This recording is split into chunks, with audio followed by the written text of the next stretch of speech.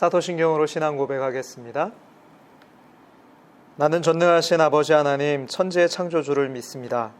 나는 그의 유일하신 아들 우리 주 예수 그리스도를 믿습니다. 그는 성령으로 잉태되어 동정녀 마리아에게서 나시고 본디오 빌라도에게 고난을 받아 십자가에 못 박혀 죽으시고 장사된 지 사흘 만에 죽은 자 가운데서 다시 살아나셨으며 하늘에 오르시어 전능하신 아버지 하나님 우편에 앉아 계시다가 거기로부터 살아있는 자와 죽은 자를 심판하러 오십니다. 나는 성령을 믿으며 거룩한 공교회와 성도의 교제와 죄를 용서받는 것과 몸의 부활과 영생을 믿습니다. 아멘. 찬송가 80장 같이 찬양하겠습니다. 찬송 80장입니다. 천지에 있는 이름 중 귀하고 높은 이름 나시기 전에 지으신 구주의 이름 예수 주 앞에 내가 엎드려 그 이름 찬송함은 내 귀에 들린 말씀 중 귀하신 이름 예수 주 십자가에 달릴 때 명패에 쓰인 대로 저 유대인의 왕이요 곧 우리 왕이시라 주 앞에 내가 엎드려 그 이름 찬송함은 내 귀에 들린 말씀 중 귀하신 이름 예수 지금도 살아계셔서 언제나 하시는 일 나 같은 죄인 부르사 참 소망 주시도다 주 앞에 내가 엎드려 그 이름 찬송함은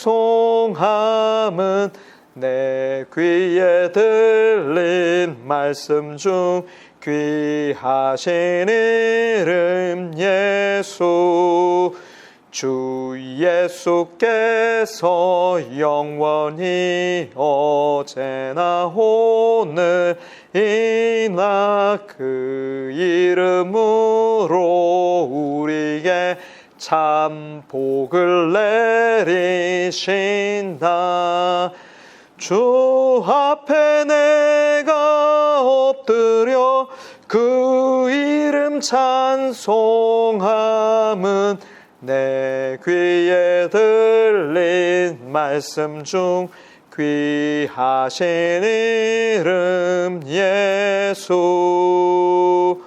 아멘.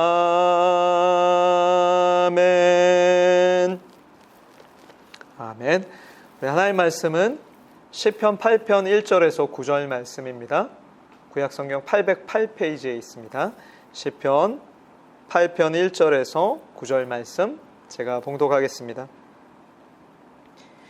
여호와 우리 주여 주의 이름이 온 땅에 어찌 그리 아름다운지요 주의 영광이 하늘을 덮었나이다. 주의 대적으로 말미암아 어린아이들과 젖먹이들의 입으로 권능을 세우시며 이는 원수들과 보복자들을 잠잠하게 하려 하심이니이다. 주의 손가락으로 만드신 주의 하늘과 주의 베풀어 두신 달과 별들을 내가 보오니 사람이 무엇이기에 주께서 그를 생각하시며 인자가 무엇이기에 주께서 그를 돌보시나이까. 그를 하나님보다 조금 못하게 하시고 영화와 존귀로 관을 씌우셨나이다. 주의 손으로 만드신 것을 다스리게 하시고 만물을 그의 발 아래에 두셨으니 곧 모든 소와 양과 들짐승이며 공중의 새와 바다의 물고기와 바닷길에 다니는 것이니이다. 여호와 우리 주여 주의 이름이 온 땅에 어찌 그리 아름다운지요. 아멘. 오늘은 주의 이름이 얼마나 아름답습니까? 주의 이름이 얼마나 아름답습니까? 하는 제목으로 하나님 말씀 나누겠습니다. 시편 8편은 앞에서 나왔던 시들과 사뭇 분위기가 다릅니다. 이전의 시들이 기도를 들으시고 응답하시는 하나님에 대해 노래하고 있다면, 그리고 특별히 7편은 고난과 탄식 중에 구원해 주시기를 바라는 간구였다면, 8편은 그 흐름을 깨고 불쑥 끼어드는 그런 느낌이 듭니다. 다윗은 시편 8편을 통해서 여호와 하나님의 아름다우심이 온 세계에 비추고 있음을 노래하고 있습니다. 특별히 하나님이 지으신 하늘과 달과 별들을 올려다보고 그것들을 헤아려 보며 묵상하다가 다윗이 자신에게 주어진, 그 인간에게 주어진 자리가 참 기가 막히고 놀랍고 감사해서, 그래서 이렇게 찬양하는 거예요. 사람이 무엇이기에 주께서 그를 생각하시며 인자가 무엇이기에 주께서 그를 돌보시나이까? 라는 질문으로 자신을 향한 하나님의 사랑을 노래하고 있는 것입니다. 오늘 이 시편을 읽다가 제 마음에 한 가지 소원이 생겼습니다. 하나님께서 저와 여러분의 눈을 열어주시고 여러분 영적인 시야를 열어주셔서 자연을 보면 예쁘다, 아름답다, 감탄할 줄 알고 나가 그 안에 숨겨진 하나님의 영광과 권능을 보고 감탄하고 찬양할 수 있는 그런 영적인 감수성이 생기면 좋겠다. 그렇게 생생하게 살아나길 축복합니다. 여러분, 그런 사람은 신앙생활에 즐거울 수밖에 없어요. 이렇게 무더운 날 길거리를 걷다가 시원한 바람이 한 번만 스쳐 지나가도 나를 돌봐주시고 세상을 보듬어 주시는 하나님 감사합니다. 그 하나님의 손길을 느끼는 거예요. 여러분, 그런 사람이 어떻게 신앙의 권태기에 빠질 수 있겠습니까? 그럴 수 없죠. 주님 오실 그날까지 저는 다윗과 같이 저와 여러분이 자연을 볼 때마다 여호와 우리 주여, 주의 이름이 온 땅에 어찌 그리 아름답습니까? 이렇게 감탄하고 노래할 수 있는 주님, 그런 영적인 감수성을 우리에게 회복시켜 주옵소서 하는 이 소원이 생겼습니다. 그럴 수 있기를 축복합니다. 그 영적인 감수성을 갖고 감탄하고 작은 것에도 감사하고 놀라며 그렇게 어린아이 시선들로 그렇게 바라보고 하나님 지으신 만물을 보면서 찬양하며 살 수 있기를 축복합니다. 다윗이 그렇게 살았어요. 오늘 다윗이 노래한 이 시편 8편을 통해서 저와 여러분이 발견할 수 있는 진리 3가지를 나누기를 원합니다. 첫째는 하늘과 땅 전체에 하나님의 권능과 영광이 가득 차 있다는 것입니다. 여러분, 다윗이 이것을 얼마나 강조하고 싶었는지 이 시편 8편을 처음 시작하는 1절과 9절에서 반복하고 있습니다. 이것을 수미상관법이라고 이야기를 하는데, 강조하고 싶은 것을 양쪽 첫 구절과 마지막 구절에 두고서 처음 시작할 때 말하고 끝날 때 말하는 거예요. 이런 구조를 띄고 반복하고 있어요. 여호와 우리 주여, 주의 이름이 온 땅에 어찌 그리 아름다운지요, 주의 영광이 하늘을 덮었나이다. 아멘. 여러분, 마치 피카소가 그의 작품에 자신의 그림 솜씨와 정신 세계를 담아냈던 것처럼 온 세상은 하나님의 영광과 아름다움이 가득 차 있다는 거예요. 하나님의 작품이기 때문에 그분의 영광과 권능이 만물에 담겨 있다라는 것이죠.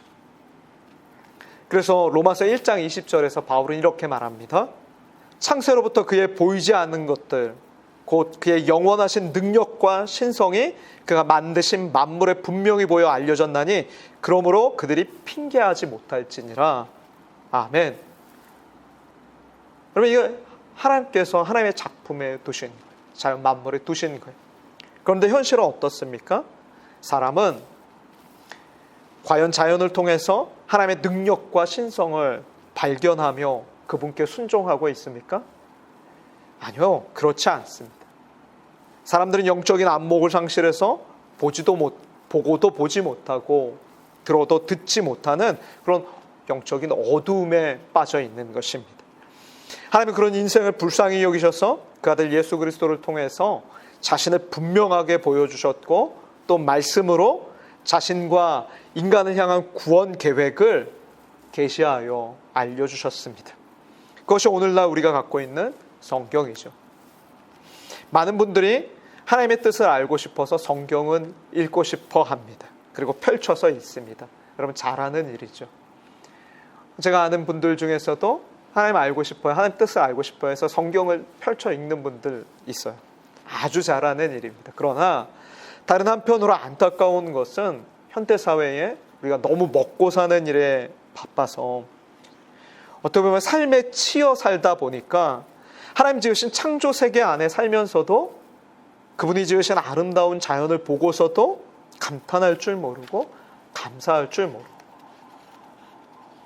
원망하고 불평하며 그렇게 사는 그런 영적인 무감각증에 빠져버렸다는 것입니다. 여러분, 이것이 문제입니다. 그래서 요즘 아이들을 보면 오히려 하나님의 솜씨보다는 스마트폰 같은 인간의 과학기술에 훨씬 더 찬사를 보내는 그런 일들이 비일비재하죠. 여러분, 물론 인간이 어떤 과학기술을 가지고 그것을 뭔가를 새로운 것을 발전시켜 나갈 때 우리는 그것을 찬사할 수 있어야 됩니다. 인간의 문명의 발전이기 때문이죠. 그러나 하나님이 지으신 것들을 바라보는 영적인 안목을 잃어버리고 과학과 기술과 발전만을 추구하다 보면 세상은 더 끔찍한 재앙으로 끝날 수 있음을 우리는 기억해야 합니다. 인간이 가장 인간다울 수 있으려면, 하나님의 형상답게 살아갈 수 있으려면 하나님의 창조 안에서 자신을 발견해야 하는 것입니다. 그래서 바라기는 하나님의 영광과 권능을 드러내는 그런 하늘과 달과 별들을 바라볼 때에 그것을 헤아릴 줄 알고 그 아름다운 모습을 묵상할 줄 알고 잘 성찰할 줄 알고 또 거기서 더 나아가 감탄할 줄 알고 노래할 수 있는 영적인 안목과 감수성이 우리 모두에게 열리기를 축복합니다. 두 번째 진리는 하나님은 아주 초라한 나를 기억하고 돌봐주신다는 것입니다. 여러분, 3절에서 5절 말씀 보세요. 다윗은 하나님께서 손가락으로 만드신 하늘과 달과 별들을 가만히 성찰하면서 묵상하다가 문득 이런 생각이 떠오른 거예요. 이야, 진짜 인간은 보잘것없구나. 나는 보잘것없구나. 그런데 이렇게 보잘것없는 나를 하나님께서 너무 사랑하시고 너무 생각해 주시는 거예요. 그래서 다윗이 감격의 고백을 하죠. 그것이 4절과 5절 말씀입니다. 사람이 무엇이기에 주께서 그를 생각하시며 인자가 무엇이기에 주께서 그를 돌보시나이까. 그를 하나님보다 조금 못하게 하시고 영화와 존귀로 관을 씌우셨나이다. 아멘. 여러분, 무슨 말인가요? 끝없이 펼쳐진 하늘과 밤하늘의 달과 수많은 별들을 헤아려 보며 감탄하다가 도대체 먼지와도 같은, 정말 우주 만물과 비교해 볼 때 인간이 그런 먼지와도 같은 작은 존재인데 그럼 보잘것없는 사람이 뭐라고 하나님께서 이렇게 돌봐주시는가, 그 위치를 대단하게 하셨는가 할 말을 이룬 것입니다. 그래서 4절에서 다윗이 사용하는 두 단어, 사람과 인자라는 말을 우리가 주목해야 합니다. 여러분, 사람은요, 히브리어 에노시라는 단어를 번역한 것인데 깨지기 쉬운 존재, 부패하기 쉬운 존재, 낡아지기 쉬운 존재, 그런 존재가 사람인 거예요. 그럼 인자는 무엇입니까? 인자는 히브리어로 벤 아담인데 흙의 아들이라는 의미입니다. 이것은 인간이 흙으로 지음받았음을 의미하죠. 흙에서 왔으니까 흙으로 돌아갈 그런 먼지와도 같은 존재가 인간인 것입니다. 그런데 이렇게 하찮은 존재에 불과한, 깨지고 부패하고 낡기 쉬운 이런 인간에게 하나님께서 영화와 존귀로 관을 씌워주셨다라고 노래하고 있습니다. 여러분, 왜 그렇게 하셨나요? 그것은 인간이 하나님보다 조금 못한 존재, 곧 하나님의 형상대로 지음받았기 때문입니다. 먼지와도 같은 나를 하나님답게 만드셔서 영광과 존귀로 관을 씌워주시고 하나님께서 돌봐주신다는 거예요. 여러분, 이것이 얼마나 우리에게 위안이 됩니까? 얼마나 위로가 되나요? 세상은 가진 것과 이룬 것으로 사람을 평가하고 판단합니다. 세상에 잣대와 기준이 있어요. 그래서 20대에는 명문대를 다녀야 하고 30대에는 대기업에 취업해야 하고 40대에는 결혼해서 내 집 마련의 꿈도 이루어야 하고 50대에는 기업의 이사로 승진해야 하고 그러지 못하면 실패한 것 마냥 불안해하고 힘들어하는 것이 세상입니다. 그러나 하나님은 있는 모습 그대로 사랑하신다는 것. 깨지고 부패하고 낡아지기 쉬운 나이지만 그런 나를 하나님 사랑하신다고 말씀하고 계신 것입니다.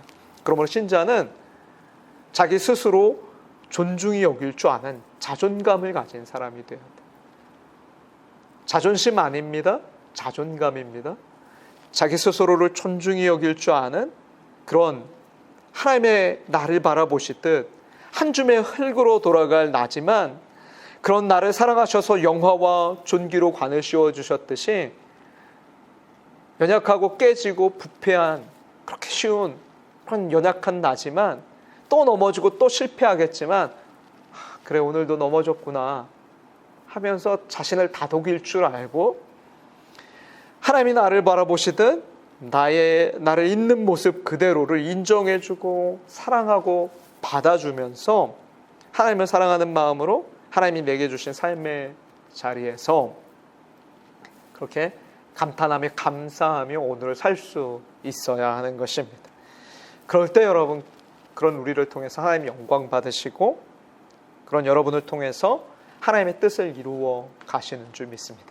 모든 것이 합력해서 선을 이루게 하신다. 그건 어떨 때? 우리가 하나님을 사랑하지만 그 하나님께서 나를 사랑하는 그 마음으로 나 자신을 인정하고 받아두고 그렇게 나 자신을 스스로 존귀히 여기며 살 때 하나님 그걸 기뻐하세요. 여러분 하나님의 작품이기 때문입니다. 하나님이 여러분을 영화와 존귀로 관씌우셨기 때문이죠. 그러므로 하나님의 사랑받는 자답게 오늘도 그렇게 어렵고 힘들 때일수록 그럼에도 하나님 나를 사랑하셔.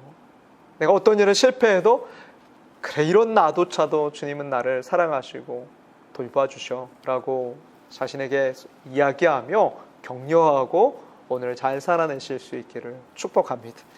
마지막으로 하나님은 인간에게 그분의 일을 위임하셨습니다. 다르게 말하면 보잘것없는 인간을 구원하사 높여주신 하나님이 이제 사명을 맡겨주시는 거예요. 그것이 무엇입니까? 6절에서 8절 말씀에 나와 있습니다. 6절에서 8절 말씀 한 목소리로 한 번 더 읽겠습니다. 주의 손으로 만드신 것을 다스리게 하시고 만물을 그 발 아래 두셨으니 곧 모든 소와 양과 들짐승이며 공중의 새와 바다의 물고기와 바닷길에 다니는 것이니이다. 아멘. 얼마나 놀라운 축복입니까? 그런데 인간이 하나님께서 주신 놀라운 축복의 사명을 잘못 사용하고 오용하고 말았습니다. 먼저는 인간의 타락으로 인해서 피조물도 탄식하고 고통 겪고 있다라고 성경은 증언하고 있거든요. 동시에 인간의 잘못된 다스림으로 인해서 자연은 파괴되고 지구온난화와 또 현재의 우리가 겪고 있는 코로나 바이러스와 같은 그런 문제들을 겪게 되는 것입니다. 여러분 생각해 보십시오. 조선시대에 왕이 그릇된 통치를 할 때 백성들의 밀란이 일어났던 것처럼 자연도 인간의 그릇된 통치로 인해 반발하고 있는 것입니다. 그래서 오늘 우리는 우리가 자연이 가져다주는 재앙으로 큰 피해를 겪고 있는 것이죠.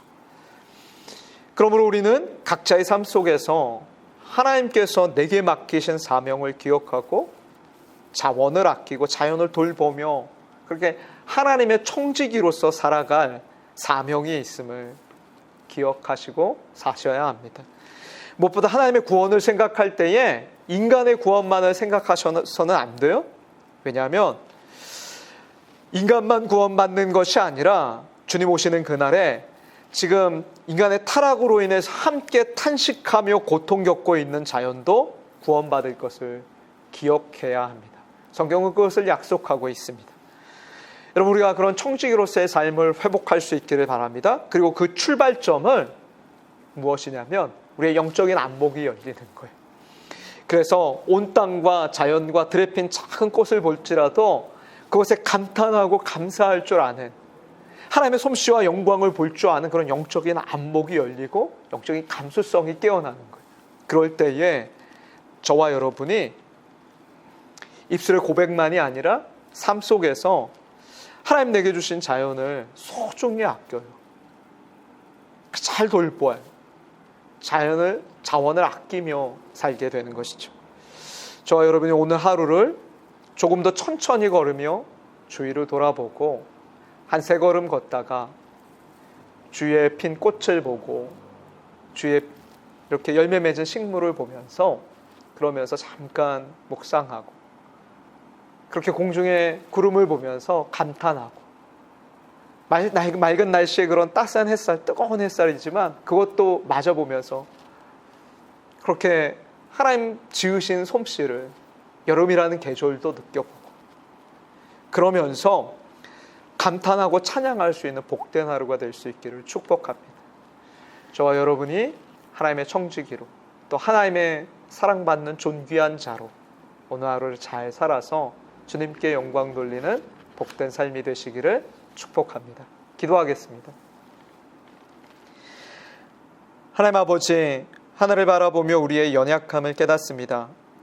깨지고 부패하고 낡아지기 쉬운 우리를 사랑하셔서 영광과 존귀로 간을 씌워주신 주님의 은혜에 감사합니다. 주님이 우리를 바라보시는 시선으로 우리도 스스로를 존중하고 사랑하여 긍지를 갖고 삶의 자리에서 살아갈 수 있는 용기와 담대함을 주옵소서. 무엇보다 주님의 이름으로 온 땅이 어찌 그렇게 아름다운지를 발견할 수 있는 영적인 안목과 또 시인의 마음을 주셔서 흔들리는 작은 꽃에서도 감탄하고 찬양하며 그렇게 마음이 부유한 그런 삶을 살아가는 복된 오늘 하루가 되도록 인도하여 주옵소서. 구주 예수님의 이름으로 기도하옵나이다. 아멘. 하늘에 계신 우리 아버지, 아버지의 이름을 거룩하게 하시며 아버지의 나라가 오게 하시며 아버지의 뜻이 하늘에서와 같이 땅에서도 이루어지게 하소서. 오늘 우리에게 일용할 양식을 주시고 우리가 우리에게 잘못한 사람을 용서하여 준 것 같이 우리 죄를 용서하여 주시고 우리를 시험에 빠지지 않게 하시고 악에서 구하소서. 나라와 권능과 영광이 영원히 아버지의 것입니다. 아멘.